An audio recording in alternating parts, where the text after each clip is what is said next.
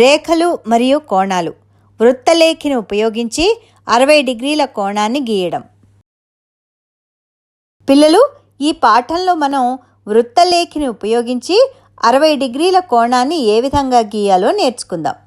ఒక రేఖాఖండాన్ని గీయండి. దాన్ని AB అనుకోండి.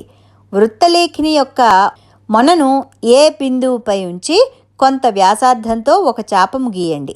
ఆ చాపము ABని C వద్ద ఖండిస్తుంది అనుకోండి. ఇప్పుడు వృత్తలేఖిని యొక్క కొనను C పై ఉంచి మొదటి చాపాన్ని ఖండించినట్టుగా మరొక చాపాన్ని గీయండి. ఆ ఖండన బిందువును D అనుకోండి. A మరియు Dలని కలపండి. ఈ కోణము విలువ అంటే యాంగిల్ DAB విలువ 60 డిగ్రీలు అవుతుంది.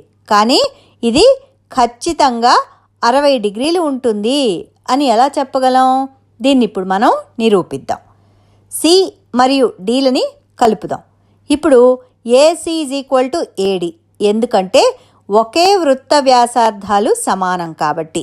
మనం గీసిన చాపము వృత్తములో భాగమవుతుంది మరియు AC ADలు ఆ వృత్త వ్యాసార్థాలు అవుతాయి. అందువల్ల అవి సమానము.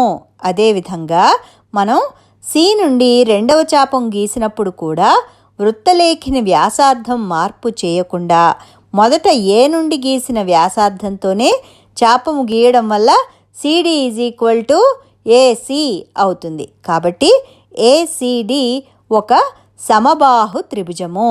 అంతేకాకుండా సమబాహు త్రిభుజంలో ప్రతి కోణం కొలత 60 డిగ్రీలు. అంటే యాంగిల్ CAD = 60 డిగ్రీలు అన్నమాట. మరి అర్థమైంది కదూ?